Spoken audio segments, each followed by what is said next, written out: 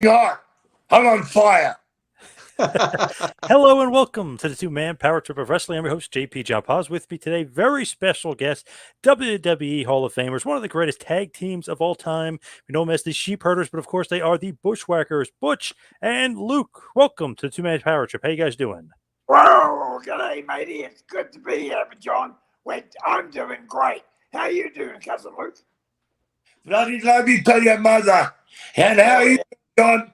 It's good to see your face. But it's not, I tell you what, mate, it's not lickable. You're lucky. And of course, John Crowther, the author of the Bushwhackers, Blood, Sweat, and Cheers. John, how you doing? Welcome back. Very good. Thanks for having us back. You know, it's funny. We're officially making him. We're officially making him the third Bushwhacker. Yes, I like that. By the way, funny. John, don't forget you signed the contract, and we've got control of you as a writer, an author. That's fantastic. That's fantastic. I'm happy with that. I couldn't ask for two better partners, honestly. Butch, you mentioned licking. It's funny. I went to a show all the way back in 1990. I was in the second row. These women were in the first row, and they wanted you guys to lick their heads so bad. I mean, I was 7. They had to be in their 30s. They wanted you guys to lick their head. So, Butch, that was my first one-on-one interaction with Bushwhackers. You guys licking these women's head right in front of me. Yeah, it's unbelievable, mate. They demanded you lick your head. Imagine now with this COVID going around. Jesus, we wouldn't have stood a chance. Luke used to lick his hand, and that was a good trick. He would make out he was licking their face, but if they over their head, lick the back of my hand. Yeah, I did the real McCoy. I even licked Vince McMahon and his wife and his kids and who was the George Steinbrenner. I gave him a good lick. The best one was when he licked Clinton's pussy. That's what I was thinking. Yeah, he licked Clinton's pussy right there in front of the White House. I did. Nice. I had pussy right in my hand, and I stroked it for a while, and I thought, bugger it. No one's ever kissed Clinton's pussy in public, so I said, here we go, and I gave that bloody pussy a good going over with my tongue. She's never been the same since. Luke, where did that come from? The licking. Where did you guys get that from? Butch came up with that, not me. Yeah, unfortunately, he's the sick one of the two. Out of the title of a match, I got excited, and the guy put down his head. We used to rub his head or something, and in the end, I thought, oh, bugger it, and I just grabbed his head without thinking, and gave him the old 1-2 with the tongue. And from then on, we had so much demand for it, and it got over so much that away we went. I ended up with catching septicemia. I don't know if it was from that or not, but probably was. I love it. But John, tell us about the Kickstarter campaign going. I know August 19th will be the big date for the Kickstarter. Yeah, so we're going to launch August 19. The plan is to run for just over 20 days. We've got 2 versions of the book available. So we've got a standard cover where, thankfully, George Napolitano, who's very good friends with Butch and Luke, he gave us some photos that we could use, and that's our photo cover that we're using for the standard. And then we've got a limited edition artist cover, which we're going to limit to about 50 copies. And that cover was actually done by an artist by the name of Richard Bonk, who's done a lot of work with Dark Horse and DC Comics. And so that'll be a really cool one that you probably will only be able to get when you go on the Kickstarter, because I assume those are going to go pretty quickly. Awesome. What an experience. We'll go with Butch first. What do you think about writing a book and being a part of a book? I mean, there's 1960, to almost present day, really. The Bushwhackers are, alive and well. It's hard to believe, to be honest with you, especially if you knew where we came from, John. Because when Luke and I started wrestling in New Zealand, we had never even seen wrestling on TV. In fact, TV had only just come to New Zealand when I started wrestling. And it was only on one channel came on for a couple of hours a day. So we'd never even seen it. So to dream about things like that, it didn't even enter our minds. And then as we traveled and got more and more into it, even then it didn't click. But we just kept on plugging away and hard work, especially if you came from a foreign country and a very small country like New Zealand. When we started wrestling, there was only 3 million people in New Zealand. Now we have the large quantity of 5 million. You've almost doubled your population. Yeah. I did my bit. Whoops. My wife's just gone out, thank God. Luke, what do you think about it? A book of the Bush. I mean, it's crazy the history you have. It's great. What do you think about the book and the experience of writing the book? Yeah, well, as Butch said, two boys from down under, 3 million people ending up in a country which was 400 million and being in the top tier of wrestling. Getting in the Hall of Fame of WWE. I know it's picked by WWE, but that's the most notorious one throughout the world. Now we're in the other Wrestling Hall of Fame, which is picked by the legends and older wrestlers. That's the Pro Wrestling Hall of Fame. We went in that in 220. But this was a big step in our life. First, we worked around New Zealand. Yeah, as Butch said, we never got television to 67, 68. And it was only from 3 o'clock in the afternoon to 8 o'clock at night. And the main event was Top Cat. Remember that show, Top Cat? Anyhow, it's crazy. And we'd never seen, my second match. I've been to a wrestling match once. I didn't know about wrestling, pro wrestling, or anything when I started. I went to a wrestling match once, and the second one I went to was in Palmerston North. And that's when I got a guy never arrived in the earlier show. It used to be amateurs. This is how it went back then. Amateurs to the first intermission. After the first intermission, say I had a match against the guy. Butch had a match against the guy. The second match, we'd set up a tag. There'd be an intermission, and then we'd come back in the tag, and then the main event. Now those days it's rounds, and the main event had to do 8-minute rounds, and we had to do 8 6-minute rounds. And if you didn't do six of those rounds, the people would boo you out of the building. And the main event had to do at least 8 to 48 minutes. It's crazy. But that's what the fans expected. Anyhow, we went from that four ropes boxing rings to American style wrestling. New Zealand, we couldn't kick or punch at the start. You have to do the British uppercut or the elbow like that. And then we went to Australia, and Butch had a good thing. I laughed when he says, he went out and watched the matches before he went to have his match. And he says, well, I got a kick and punch. I remember going out. I can't remember going out the first time in Australia. Jim Barnett was there with WCW, and that was our first taste of ever American wrestling. And then we ended up with Jim Barnett in the States. He was with Crockett again in NWA. Hey, that's how the world turns. And further on, after NWA, our second big territory in North America was NWA, which was the biggest in the US at the time, which we didn't know. Vince was running from Baltimore. Vince McMahon was running from Baltimore to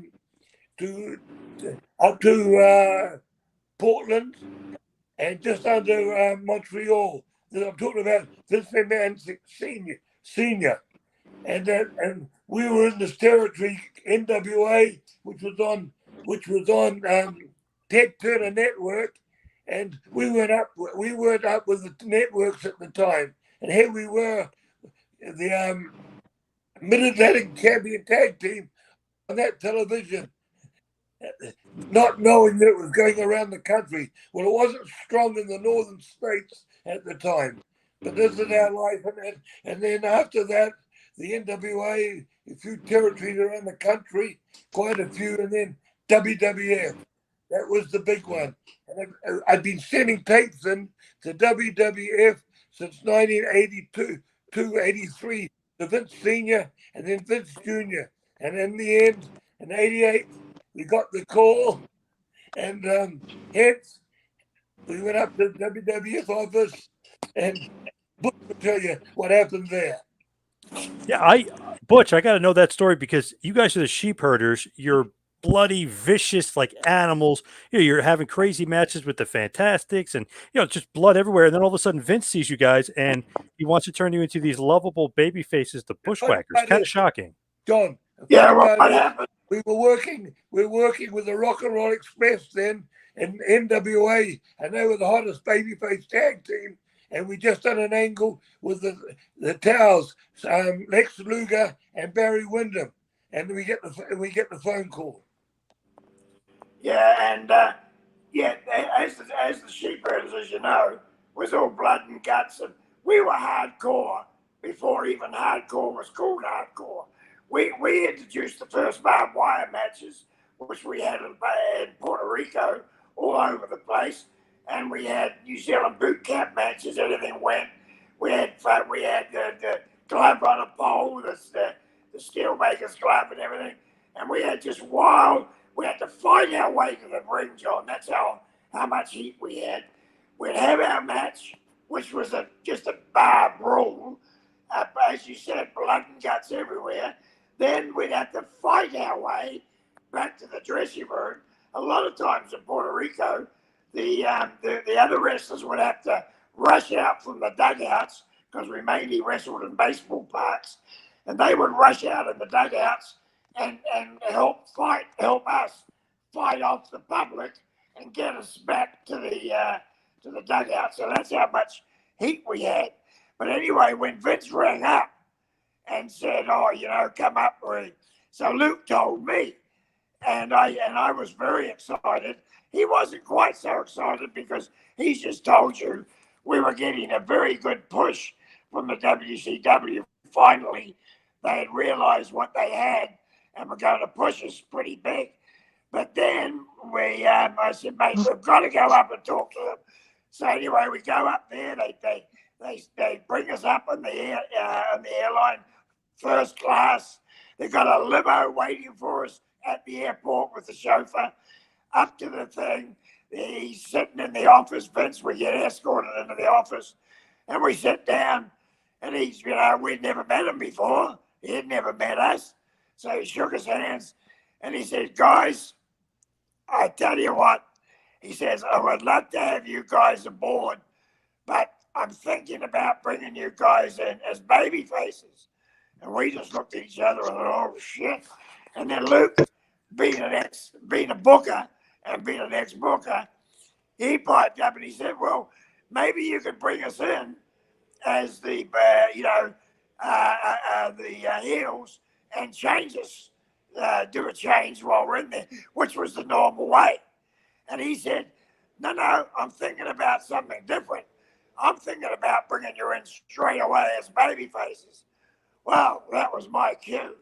So I jumped up on this bloody office bench. Yeah, tell him what. Yeah, sorry. So I jumped up on his office bench on my hands and knees, and I went straight over to him, and I gave him a yay, and I said, "Vince, take a look at these faces." And we did the old sheep herd bushwhacker look, and I said, "If you think you can make money with these two faces, I'm in 100%. And then Luke piped up and said, Yeah. I piped up and said, I know, go. Well, Butch told them to go for I'm sorry. it. And Vince said, sorry. And then he said, and Vince said, look at with these, when Butch said these two faces, Vince said, "Look at my top baby faces. Hulk Hogan, Randy Savage, Hacksaw Jim Duggar. They haven't got the prettiest mugs." And when you look at those, "But they're making me money." When you look at those three, their mugs are fucking rough. And John, we left his office not knowing what we were going to be. And he said, if you go back to WCW and give your notice, they fire you on the spot. He said, I'll put you on the payroll, which was more than we were making by far at WCW, just to sit at home while I work things out. So only within a few days we get this contract. And I bring up Luke and I said, Luke, did you just get something in the mail?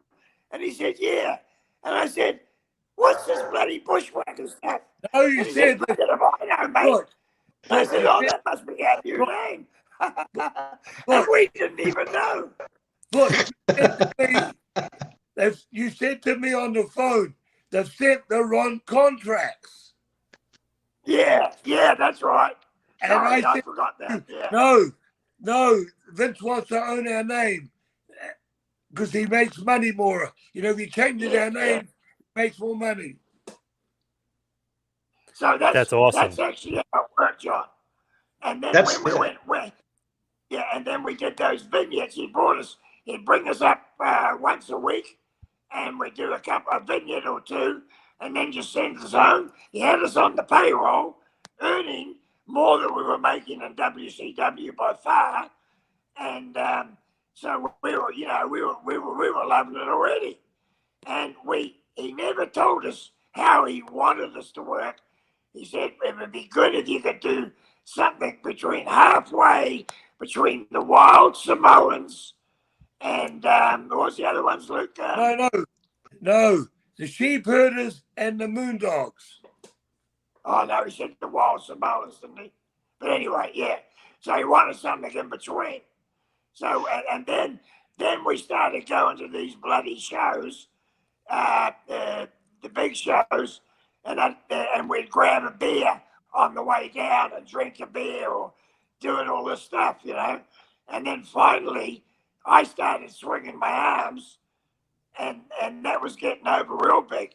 And Luke had a real bad shoulder. His both shoulders weren't that good, but he had a bad one and he couldn't swing that shoulder. I said, mate, if you want to make some fucking money, swing that bloody shoulder. It's going to make us money. And he swung the shoulder, and I'll tell you what, that got over more than anything. Just the marching in. And they used to love our entrance and everything going in, you know. John, Well, every agent they had, they had different nights. We had different agents. Every agent wanted us to go a different way. We were a tag team. We've got to go to the ring together. But these agents had one of us coming from upstairs, walking through the crowd, coming down in the middle of the crowd from way upstairs, and the other one coming from the entrance. You know, so the people are looking here, the people are looking up there. The next agent had us doing something else. And Butch and me said, we got to come and go to the ring together. And that's when we took in the arms. So whose idea, though? That's just you making that up, Butch? The arms? Whoa, yeah, yes. and the arms? Yes, it was. Because I used to walk, because I've got bad ankles. I was born with bad ankles. And I've had bad ankles all my life. Right now, I don't have any ankles. They've taken them out completely. But because the way I walked and that, I did swing my arms a little bit. My mother used to say it was a bit like a sailor, you know, on a ship. And I just exaggerated the walk till I saw it was starting to get over, and even exaggerated it more, and then that was it. Then we had the match, and that match really helped huge to get us over. Yeah, mate. When we were heels, John, and we're throwing out, when we're outside the ring and the TV or in the house shows, we used to swing out our arms at the fans and scream "whoa" and "yay." You know what I mean? In a wild sort of tone. Yeah. And we used to, "Hey, whoa!" You know, one of them was used to at the fans as heels, and we turned it around and did it as baby faces. Oh man, so memorable. So when you guys are doing the vignettes, that's all WWF. I mean, that's Vince's idea. That's not you guys putting in your 2 cents of what you want to do for the vignettes. Yes, yeah, he set the vineyards up, but he took our suggestions and how we wanted to go. One thing he did do with us, John, for the interviews, the Warrior had all his interviews and he had to learn them word for word, same as most of the guys. With us, he never gave us interviews word for word because he said it doesn't matter if you guys make a mistake. Who cares? You just keep on going. And that sort of thing is what got us over. So we were never told what to say in an interview, who to talk about, whatever. He would just let us go and give us, say, you've got a minute here or 45 seconds there or blah, blah. And we had full control of that. And it was the same with those vignettes. He set up what was going, basically the basic idea, but we just let it come natural to us, and we just walked straight through it without really any prep whatsoever. We were like John. We were lucky at this time because at this moment, Crocodile Dundee 2 had come out, so everybody was Crocodile Dundee 1 and 2 were so strong. Well, we were doing that sort of character as Crocodile D was doing. Love it. That's the so Crocodile true. Dundee got over. That was the biggest at the time. Crocodile Dundee. We didn't know this, but at the time, Crocodile Dundee was the biggest overseas film, top box office of all time throughout the States. But we didn't know that at the time, so that helped us as well. So true. So if it's mainstream, it can get over in wrestling. Yeah, that's right. And mate, it's just and the people, without a doubt, John, went from making us possibly the most hated tag team in the country because we were foreigners, which made it, a little easier for us. We had the New Zealand flag. We rubbished the American flag. We rubbished the American men, called them all pencil necks.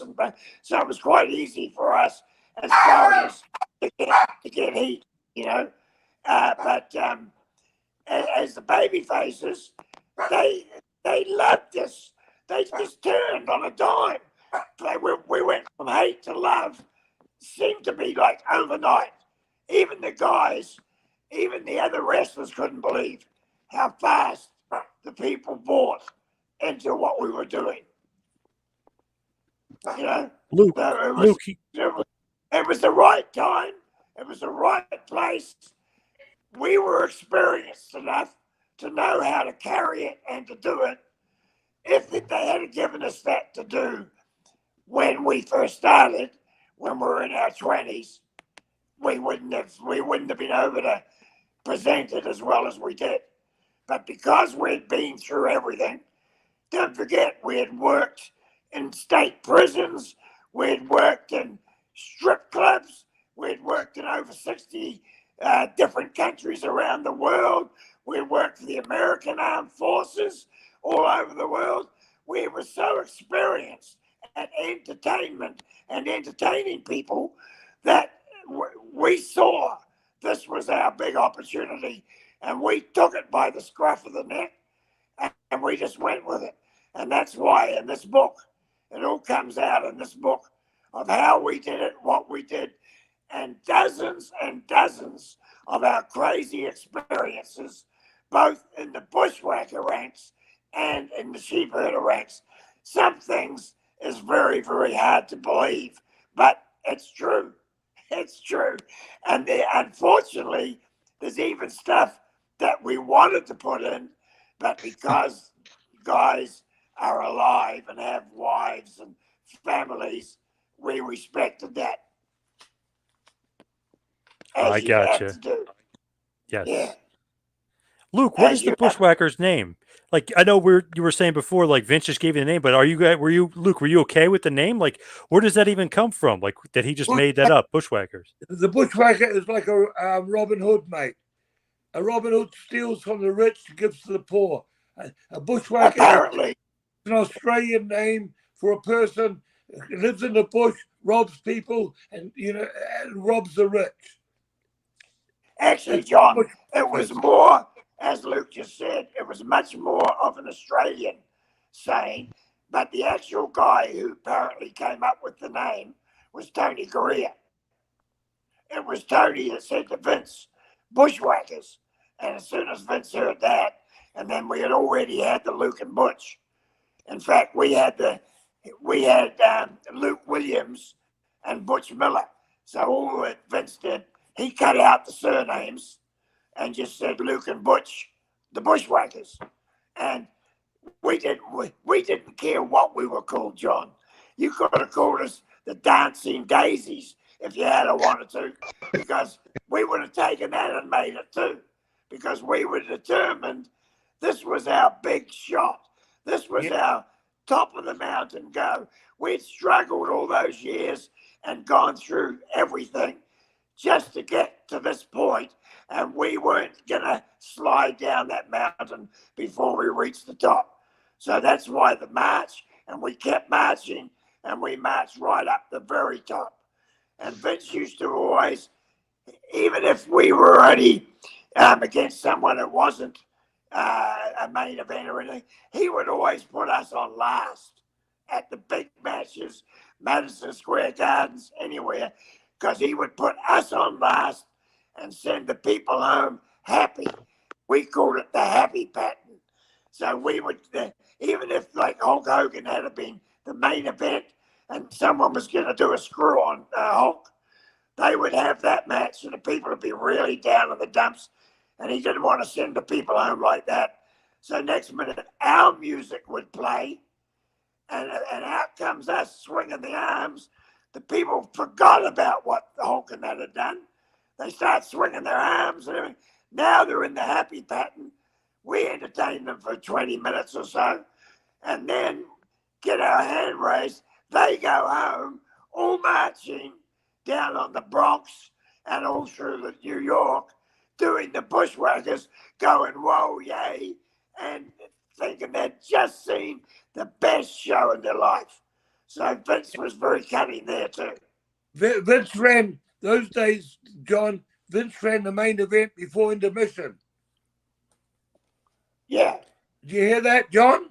Yep. So he's going to be on before intermission, then whatever else is going to be, you guys can be the main event. All the main events will run before intermission. Yeah, and that's why he'd put something on to open up after half time, and then and they knew that we were still to come, so they didn't. Otherwise, they would have walked out if there had been nothing on they wanted to see. But as far as we knew, hardly anyone ever left. Ever. It was always packed when we went out there, and as I said, and then we would give them what they wanted. We gave them that happy pattern.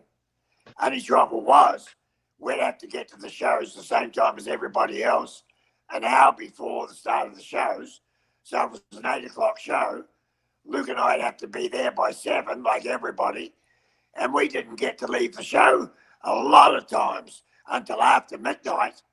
Time we got back to the hotel, we're looking for something to eat. We're definitely looking for something to quench our thirst. So you wouldn't get to bed till 3 or 4. You go to bed, your adrenaline's still pumping, especially ours were. And then we'd have a 5 or 6 o'clock wake-up call to get up, to get ready, to drop our rental car off at the airport, to catch 1 or 2 planes and do it all over again. And fit the gym in and fit everything else in. That was the winter schedule, mate. In the winter, he had everyone getting early morning planes in case of the snowed in, you could get a later plane. So in the winter, the planes were always around 6 o'clock, 6:30. What did you, Butch? What did you think about Vince? What did you think about Vince McMahon? Is he a genius? I mean, obviously we know what's going on today. He's getting in a little bit of trouble, but what do you think about Vince McMahon? I think he's a genius. And as far as I'm concerned, and Luke, I think, he treated us great, and he treated anybody great who was willing to work hard, because he was one of the hardest workers you've ever seen. He did work. He never stopped. His whole family were hard workers. And so if you worked hard for Vince, he looked after you, and he, you know, and a lot of guys, especially in the wrestling business or in any showbiz, when it was their time to have to pack up and leave, they didn't like it because they thought they were there forever. But you can't do that with talent. You can't keep them forever. Otherwise, the whole thing would become boring. You've got to keep changing your talent. I think at the moment, that's why the ratings are like that today. Look at Brock Lesnar came back in the match last week or 2 weeks ago against Roman Reigns. They started that 5 or 6 years ago. They've got to get fresh talent up there. You know what I mean? Some new faces, and Hunter's doing it. Anyhow, getting back to Vince McMahon, there would be no wrestling today if it wasn't for Vince McMahon, mate. You know, he kept this fucking business alive all around the world. I agree. Yes, he's got to be. The TV was going into bloody near 200 countries when we were on it. So everybody knew who you were, no matter which country you went in. They knew you straight away. You know, it was you certainly, they knew from the television, the coverage was so great in all those different countries I went into that it was an unreal experience. Only trouble is, your own life didn't become your own life anymore. You couldn't even take your wife out to eat. Otherwise, you'd have people surrounding you at the table, lined up for autographs, people with cigarettes in their mouth, bending over your food, saying, sign this. And of course, us being the baby faces, if you didn't sign it, then, oh, bugger that guy. Jesus, he signed his, but he didn't sign mine. You know, so we had that to have to do. Poor Hulk couldn't even get out of his hotel room. He was stuck in his hotel room because if he came down to the bar, he couldn't even have time to have a drink because he'd have a line up out to the street. Yep. That's how much it was on. Yeah. It feels like, that era of wrestling, the guys are larger than life. I mean, you guys are larger than life, but Hogan, I always call it the Hogan era. Everyone says, the golden era of the WWF is that. I call it the Hogan era because he's at the top of the mountain. He's making everything possible. Yes, obviously with Vince's backing and with you guys, and Andre and Macho and all these other great wrestlers. But what do you think about like Hogan and the pressure on him? Because he's the top guy. I mean, everybody knows who he is. I mean, everybody's grandmother knows who. Everybody knows Hulk. He does signings. I live on the beach. I live near him, and that he still does signings, and it's all sold out online before that he goes to the store to do them. It's crazy. The lines for him are crazy. Still on Clearwater Beach. I was just down there at the beach shop. Sold out. Yeah. Yeah. Now, mate. I'm jumping back a few years. When we were it wasn't WCW, it was NWA then. They turned to WCW the year we left. Anyhow, when you were that company, you were a wrestler. When you changed to WWF, you became a celebrity. That's a big difference.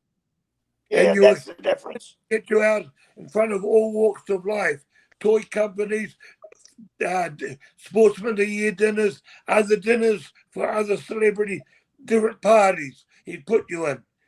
And, different, because he wanted to draw different audiences into our business. And Butch and me were set to a lot of those things to do, because we were two guys that stood out with our accent. We weren't Americans. And that was it. We had professional baseball. Between NWA and WWF. We had professional baseball teams and professional football teams there in the States marching out to the field or marching out to the pitch just the same as we all did because they all loved us as well. I mean, I meet All Blacks here today who's the top of our thing in New Zealand. They're the people that everybody looks up to the most. And I see a couple at the gym now and again. And someone will say to them, oh, do you want to meet the Bushwhackers? they're much more excited to meet me. Here I am at 77, an old man with all my injuries, and they want to meet me more than I want to meet them, even though I, love meeting them, because they grew up watching us. They marched all around their school, around their house, around their area as bushwhackers. They all just loved it. They grew up watching it. When we grew up, we didn't have that, of course, as I said, because we didn't have TV. So we not only got over very big in the States and around the rest of the world, it really took this country by storm as well, because we were local. We were two local boys had finally made it. And there was even people saying that, and this is a fact, they were talking about knighthoods and all that in those days, because there was more people drawn into knowing where New Zealand was, because with us, with the New Zealand flag and the coverage that we were getting with Vince on the TVs around the world, than what they were from these people who were inventing great things and stuff, which to me was actually quite embarrassing.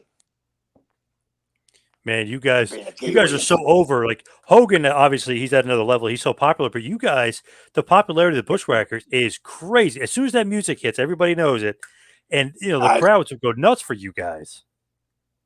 Yeah, we were very lucky to be at the right time and to have it happen. And also, too, John, we did work hard.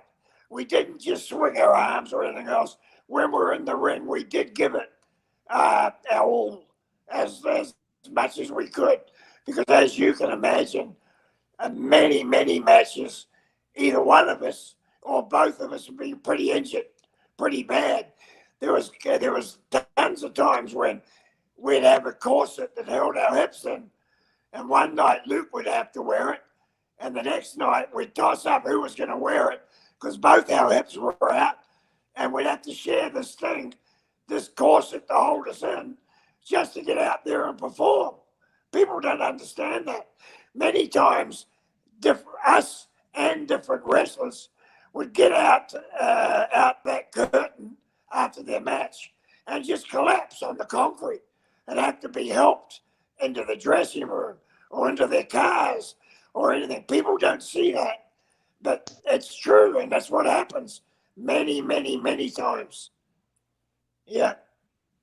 So it's Luke, not all, it's not all licking match and having fun. You got to mix it all. But I'm very proud of what Luke and I have achieved. I couldn't have had a better tag partner, because he was closer to me than a brother that I never had. And we did have our differences. We never got into any age difference. Out of the two of us, Luke was a little bit more laid back. I was the one that would get fired. He knew when to take no. I knew when to take.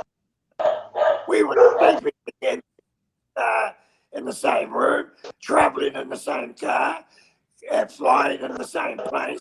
We were seeing more of each other by far than what we were our own wives and families. So, we were on each other's suitcase.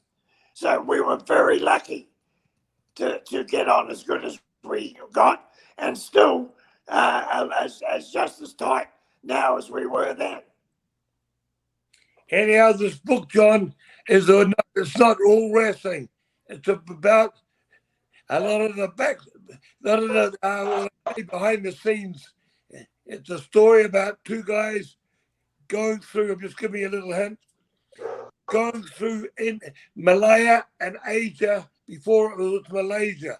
It was Malaya and Asia, and when they were having the civil war and that, and it was a curfew on the roads. Here's two guys driving up when the curfew was at 5 o'clock. We were driving up through that at 7 o'clock, and you could hear the guns in the background. Now on the side of the road, the elephants were working the sugar cane. The bullocks, the guy standing on the board in the back with the horns, digging up the ground. There was no machinery. This is in the 60s in third world countries. That's where we started out, going up and that, and then different. It's a lot of stories about different times in South America, Panama Canal, and then getting pulled over by the guerrillas, going from Panama to Venezuela, driving.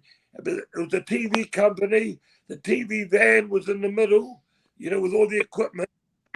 And we were the two buses, the boys in the front and the back, and we were stopped, and all these people came on and then I thought it was the army. It was fucking guerrillas holding us up, and that the television company paid them off, and we moved on through shit like this.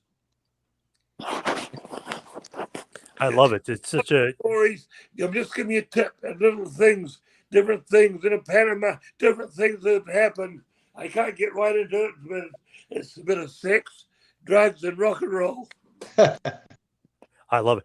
Butch, I wanted to ask you, Butch, about the Rougeau brothers, just because you guys were married to them for a while. I mean, WrestleMania, Royal Rumble, SummerSlam. Yeah, What do you think about working with the fabulous Rougeau brothers? I was with one. I was with one this weekend. Oh, where? In North Carolina at the Gathering. It was a big convention and that. Sorry, it was Butch, but not Raymond. Jock Rougeau was there, and Raymond and Jock don't talk. It's funny now, but they haven't talked for years. And Jock was at the Rougeau, and hey, Butch, it doesn't matter. He was there too. It doesn't matter, exactly. He came up to me and he said, the guy has said it doesn't matter. The Minnesota guy. Yeah. He came up to me. He said, "Don't forget to say to Butch, it doesn't matter." But they were a little hard to work with, John, because Raymond, he was the one that called the shots, and Jock was the younger brother, full of piss and vinegar. And if you upset Jock, then he would he wouldn't cooperate really well. He would do his stuff to get him over, but he didn't really want to go with the flow or go with the match. Raymond had to keep him under control, really. And you said to me, what were they like to work with? They weren't really that easy, but Raymond made it easier, if you understand. Yes, I fully agree with Butch there. Yeah. Luke, what happened with Dynamite Kid and Jock? With Dynamite Kid and Jock Rougeau, what's the story? What really happened between those two? That's the opening to get us in there. We weren't there when the British Bulldogs were fired. They were looking for someone different to come in, and that's when me and Butch were hired. They needed that babyface team. Yeah, because of Jock's attitude, because he was young and a little bit pig-headed, in fact, quite pig-headed, to be honest with you, and the British Bulldogs, everything was a joke.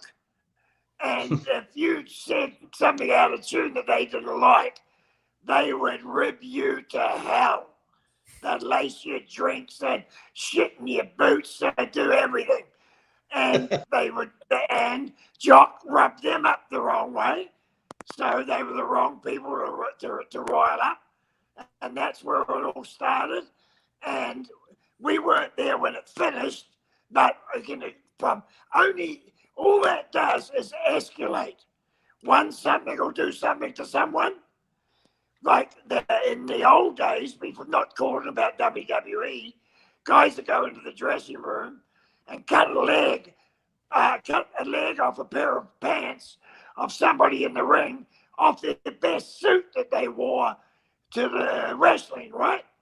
So then they come out, they might have been going out with their wife, so then the next time, whoever had their pants leg done, they would do something and nail the guy's shoes down to the bench in the dressing room and bend a big 4-inch nail underneath so they couldn't get the shoes off the bench. And then someone else would do some other thing and cut the whole fly out of the guy's, beautiful suit. And it went on till it New escalated generation. so much. Yeah. New till generation would someone, be able to take. Sorry, Butch, but the new generation would never be able to take these ribs. No. And it escalated so much that at one stage, a guy nearly got his head blown off with a fucking shotgun. That's how bad it was. Instead of the guy shooting the guy and knocking his head off, he blew his bloody briefcase up right there in the dressing room. And you'll find that in the book too. That's how it is. That is great. The book. Got You John have to Crosser read there, the book to the number understand one it. author, going to be the number one author in the country. John, We hope so. Definitely. We hope so. John, Without- please tell me. Without John, we wouldn't have been able to do this. That's for sure. Looks There's like no Luke way. bailed out. But as you can tell, yeah, this book that we've worked on, we actually worked on it for almost 2 years. Butch used to call them our 3-ways. So every Wednesday night, we'd go online like this for about 2 or 3 hours and just recollect their careers from their childhoods all the way through their time as the New Zealand Kiwis, the sheep herders, the Bushwhackers, all the way up to the Hall of Fame. I mean, stories, from their families, from the ribs to plane flights to running guys leapfrogging vehicles drunk at night. I mean, some of the funniest stories, some of the craziest stories, some of the most violent stories you can imagine. Because the Bushwhackers, sheep herders, really did it all. I mean, from hardcore wrestling to fun comedy wrestling, they really, covered every genre you can imagine. And at the top of the sport. I mean, and some of the biggest followings that you can imagine in wrestling too. And it's all in this book. I mean, some really, really fun stories. And I think people are really going to love it. I just wanted to mention this because it's awesome that you guys are in the Hall of Fame. I almost feel like it was overdue. But Butch, what did you think about being inducted into the WWE Hall of Fame? Oh, it was incredible. Because it was such an honor, to be honest, because it was nothing that really entered our mind when we first started wrestling together. And it was very good too, because I met my new wife, Helen, out here in New Zealand when I came back in 2004. And I met her, and she had only heard stories about me and her sons and that used to watch the Bushwhackers and love them, but she wasn't a wrestling fan. She had nothing to do with wrestling, didn't know anything. Well, Vince flew her over with me, business class all the way, limos, beautiful hotel and everything. She got to come to the Hall of Fame. She got to go to WrestleMania there in that brand new stadium there in California. And so she got to feel what we did all those years and got a little bit of a handle on it. Whereas without that, she wouldn't have felt it. So it was great in that way as well. So it was a personal honor for me and for Luke, but for me and my family and daughters who went through the whole thing with me, and it's there in the book. But also, it was good that now she knew basically what her new husband had done and been through, and got to understand more about me and everything else. And it worked out fantastic. It worked out very good indeed. So, I was so grateful to Vince for that, and I always will be. Luke, what do you think about the Hall of Fame? Long overdue for me, but what did you think about being inducted? The first thing I said to them, it's about time. When the guy rang me up and told us, I said, it's about time. And no, that's the top of the mountain, mate. You make it, Yeah. WWF, and then because you know, the WWF is the main one. It's the publicity with the Hall of Fame you get, and of course you kept on with, you got legend contracts still. You kept on the Peacock television, and anyone can go and watch our matches on Peacock any time of the day, you know, on the network, and we're in the club. We're in the legends there and the Hall of Famers, and so it's great. Hey, we're sorry. We're still seen around the world. Butch, Mate, I have to leave. Yeah, John, I have to leave, John, because I got business to do. All right, no problem. Thank you, Luke. Appreciate it. I will just finish up with John and Butch, but thank you, Luke. Anyhow, yeah, we'll have to wind this up, John. Close it off. This is Bushwhacker Luke is saying, I'm out. Whoa! Yay! Thank you to Luke. But just to finish it off, Butch, just give us like the legacy of the Bushwhackers. Like when people say, you know, how they're going to be remembered, like how do you think the Bushwhackers, the sheep herders, I mean, how are you guys going to be remembered? Well, unfortunately, John, they're going to know us more for our marching and our licking and our eating of sardines and those sort of things than what they were. They are our wrestling ability. But I will say one thing. I think they will always remember bringing us into their lounge or bedroom or hall or wherever they watched us. And I think they'll always remember how we always made them feel. We made them laugh. We made them forget about their problems. We made them just enjoy themselves, crying with laughter and tears. And they became like a family. And we became like part of their family. And it's unbelievable. Like I just went to the gym this morning here in New Zealand, and a guy came up to me today, and he said, "Are you?" And when I said yes, he was about 45. This guy, he started hugging me. He shook my hand so much, the bloody guy got a bigger pump off his handshake than I did from the weights, and just like that, out of the blue. Even looking like I do now and as old as I am, that memory will never go away from the people that took us into their homes and their hearts. And I'm forever grateful for that, John. Forever grateful.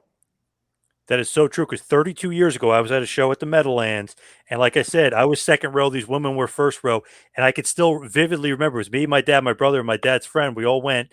You know, he's yelling at the heels, my dad's friend and stuff. But when you guys came out and licked those women, I can literally go back into 1990, 32 years ago, and I remember it. I mean, the crowd erupted for you guys. It was awesome.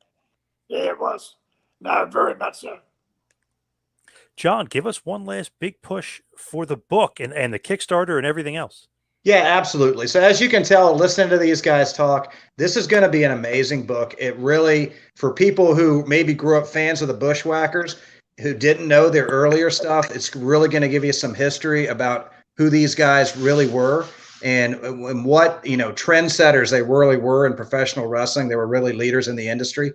And, you know, beyond even the hardcore wrestling, these were guys that could really work on the mat too. Once you get into it and realize the English style wrestling that they did before they even became the sheep herder. So it's really an interesting story, some great tales. Again, it'll become available on Kickstarter on the 19th of August.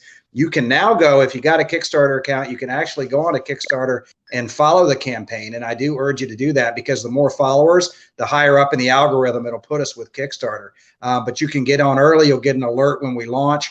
You'll have a shot at getting some of those 50 limited edition copies. There's also some autographed copies, which is a really unique opportunity for some fans, because, as you know, Butch doesn't really get to the States that much. So, and Luke doesn't get to New Zealand that much. So for fans in New Zealand who want to get both Luke and Butch's autograph, it's a great opportunity. And again, in the United States, for fans who want to be able to get Butch's autograph with Luke. It's a really, it could be a once in a lifetime opportunity. So I urge you to do that. There'll also be some, Luke has agreed to do some limited personalized video shout outs for fans. So you can go on and grab some of those. So again, I urge you to check it out. You can go on Luke's page on Facebook. He's posted a link so you can follow the campaign. You can also find it on my page on Facebook, or you can just go into Kickstarter and type in the Bushwhackers Blood, Sweat, and Cheers, and it should pop right up for you. And Butch, thank you again for coming on. It's just amazing to me that you guys go from wrestling the Fantastics, having 5-star matches with the Fantastics, having absolute brawls, then as the Sheep Herders, and then come to the WWF and we're the Bushwhackers and just light up the arena. And you know what I mean? Complete opposite ends of the spectrum, and literally have everybody going wacky and crazy. Whoa, yeah, and the arms and the lick. It just it still amazes me to this day because it's like, wow, this is the same team. Oh my God, it's polar opposites. Exactly. And it was easier on everybody. Anyway, John, thank you very much for having us here with you. Thank you, Butch, and thank you, John. I appreciate all the time today. Thank you, Butch, always good to see you. You too, John. You're looking great, mate. Hey, I know. That's what my wife says. You look good, too. You look more like a bushwhacker every day. Is that good? Is that a good thing or a bad thing? Hey, I think it's a good thing. Yay! See you guys. Wow.